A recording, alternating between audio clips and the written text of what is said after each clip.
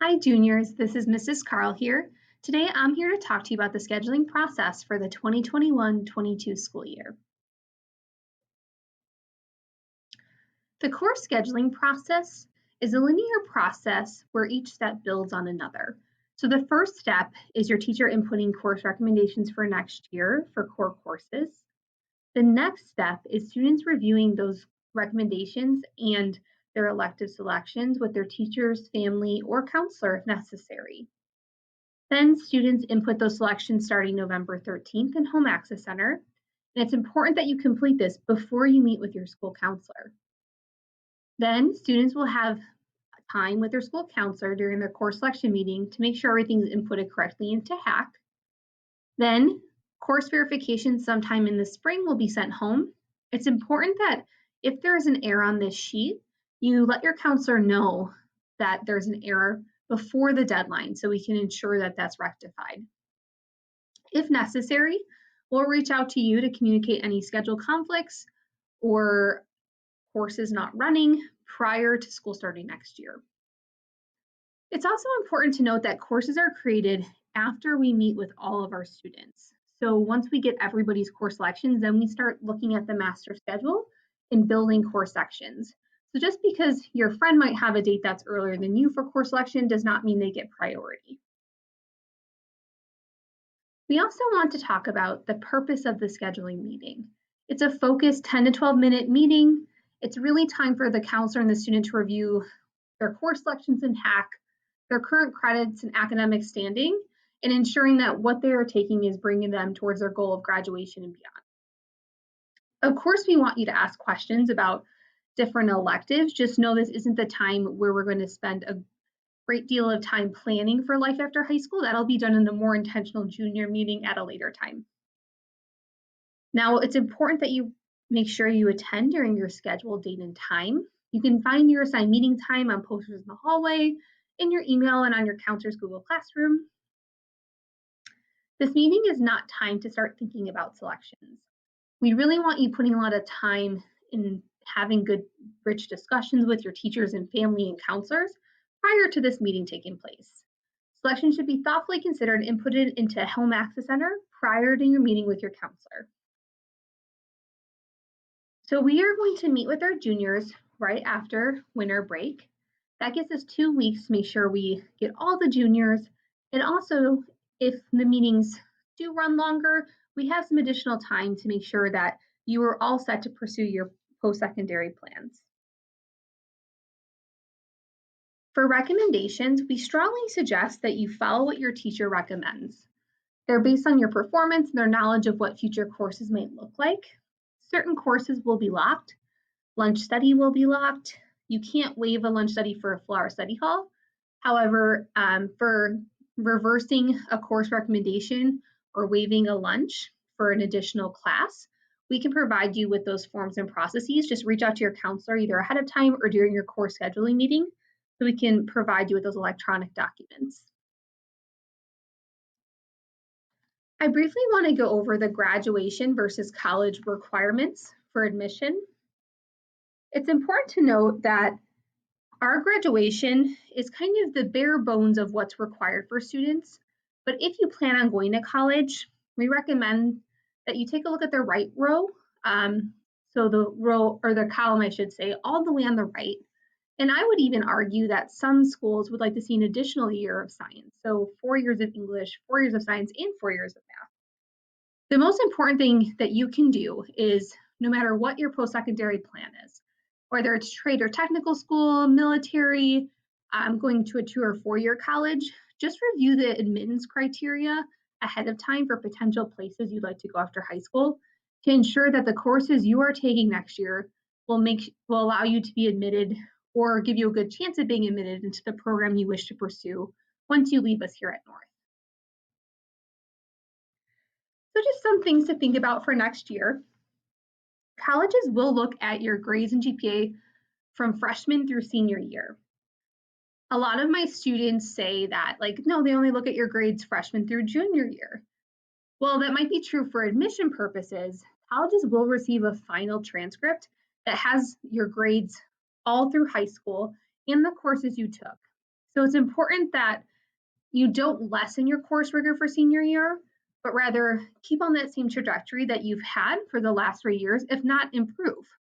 Now, in saying that, not to be contradictory, it's also important to think about everything that you have going on your senior year or plan to do your senior year in order to have balance as well. So it's also important that you choose electives and core courses that could align with potential post-secondary plans. For example, if you want to be a welder, you should maybe look into taking welding at Fox Valley. If you want to go in the medical field or not really sure which medical career you like to enroll in, maybe taking Introduction to Health Occupations would be a good choice. If you want to be an engineer and you haven't taken AP Physics or AP Calculus, maybe talk to your teachers about enrolling in one of those courses if you're eligible.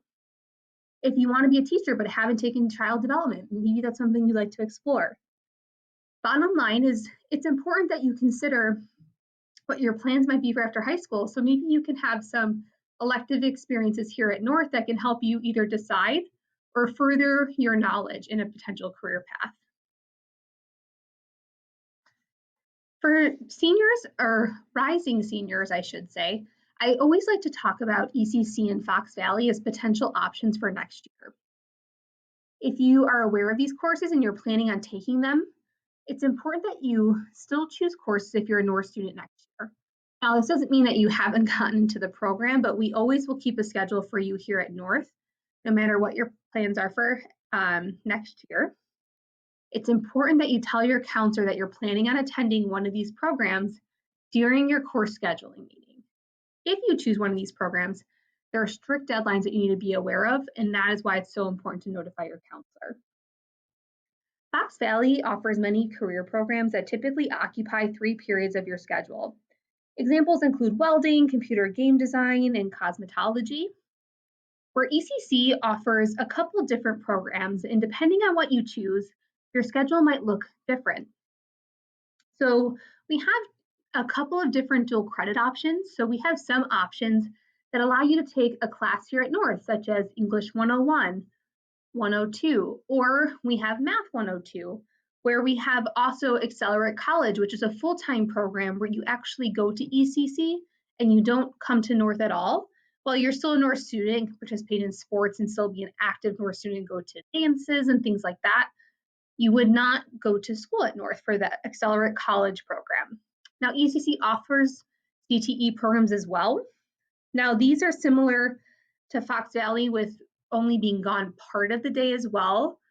So that might include basic nurse assistant training programs, accounting, autos, and you would still take your core courses here at North if you chose to do one of the ECC CTE programs.